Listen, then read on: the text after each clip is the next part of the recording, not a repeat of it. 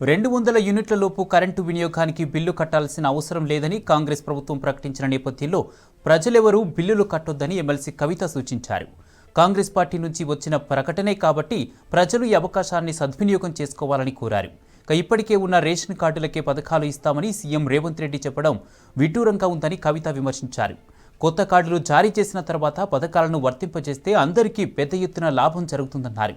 4000 నిరుద్యోగ భృతి ఇస్తామని కాంగ్రెస్ పార్టీ హామీ ఇచ్చిందన్న కవిత దానికి ఎందుకు దరఖాస్తులు స్వీకరించడం లేదని ప్రజల్లో చర్చ జరుగుతుందని చెప్పారు. ముఖ్యమంత్రి గారి యొక్క అనౌన్స్మెంట్ వచ్చింది.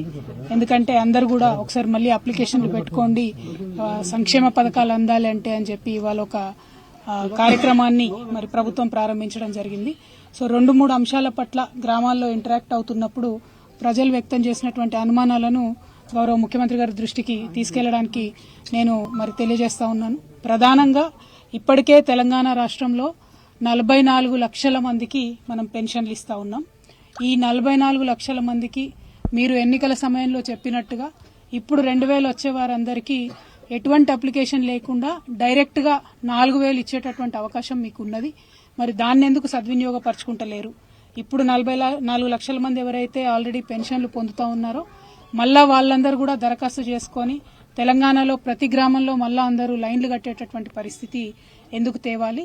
ఇప్పుడు ఆల్రెడీ ఉన్నటువంటి 44 లక్షల మందికి యథాతథంగా పెంచి 4000 రూపాయలు ఏదైతే మీరు పెన్షన్ అని చెప్పినరో అది జనవరి 1వ తారీఖు నుండి జమ చేయవలసిందిగా మేము ప్రభుత్వాన్ని విజ్ఞప్తి చేస్తా ఉన్నాం.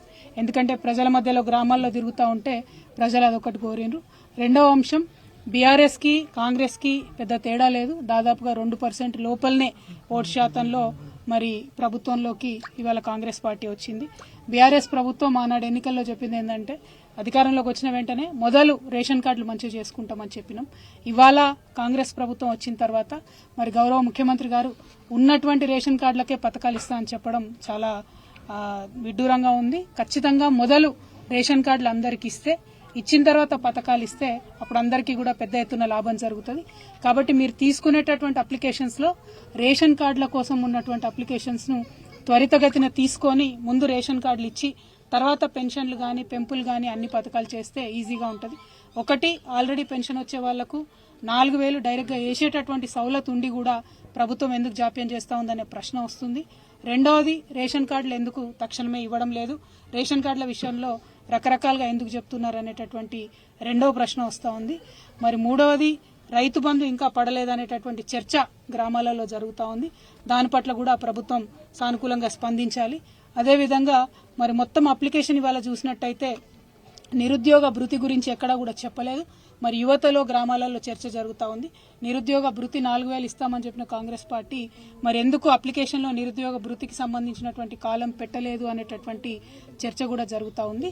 సో కొత్త ప్రభుత్వం వచ్చింది, ఖచ్చితంగా సమయం పడుతుంది, అందులో అనుమానం లేదు. కాకపోతే ఎగ్జిస్టింగ్ సిస్టమ్ ఉన్నప్పుడు 44 లక్షల మందికి ఆల్రెడీ పెన్షన్ వస్తున్నప్పుడు వాళ్ళకే డైరెక్ట్ గా పెంచి 4000 వేసేటటువంటి అవకాశం ఉన్నప్పుడు మళ్ళా అందరినీ అర్జీలు పెట్టుకోమని అనడం డబుల్ పని అవుతుంది, ప్రజలకు ఇన్కన్వీనియన్స్ అవుతుంది అనే ఉద్దేశంతో మేము ప్రభుత్వానికి సూచన చేస్తా ఉన్నాం. ఇప్పుడు వచ్చేటటువంటి వారందరికీ యథాతథంగా జనవరి 1వ తారీఖు నాడు మీరు పెన్షన్ పెంచి 4000 వేయాలని విజ్ఞప్తి చేస్తా ఉన్నాం. దాంతోపాటు జనవరి 1వ తారీఖు నుండి మా నిజామాబాద్ జిల్లా ప్రజలందరికీ కూడా నేను విజ్ఞప్తి చేస్తా ఉన్నా. ఈ కొత్త ప్రభుత్వం చెప్పడం జరిగింది 200 యూనిట్ల లోపు కరెంటు బిల్లు వస్తే కరెంటు బిల్లు కట్టే అవసరం లేదన్నది. నిన్ననే కాంగ్రెస్ పార్టీ నుంచి మరి పెద్దలు వేం నరేందర్ రెడ్డి గారు కూడా అట్లానే ఇంకెవరో చెప్పినట్టున్నారు, బిల్లు కట్టే అవసరం లేదని. మరి జనవరి 1వ తారీఖు తర్వాత కరెంటు బిల్లు కట్టకుండా 200 యూనిట్లు వచ్చేటటువంటి మన సోదరులందరూ కూడా కరెంటు బిల్లు కట్టకుండా ఉండండి. ఎందుకంటే అవకాశం ఇస్తామని ప్రభుత్వం చెప్తుంది, ప్రభుత్వం తరఫున కరెంటు బిల్లు కట్టే అవసరం లేదని చెప్తా ఉన్నారు. కాబట్టి కట్టకుండా ఉండండి. ఎందుకంటే మళ్ళా అప్లికేషన్లు మళ్ళా అంటే లేట్ అవుతుంది. కాబట్టి వారు ఇచ్చినటువంటి పథకమే, వారి పార్టీ నుండి వచ్చినటువంటి స్టేట్మెంటే. కాబట్టి దీన్ని సద్వినియోగం చేసుకోవాల్సిందిగా నిజామాబాద్ ప్రజలందరినీ కూడా నేను కోరుతూ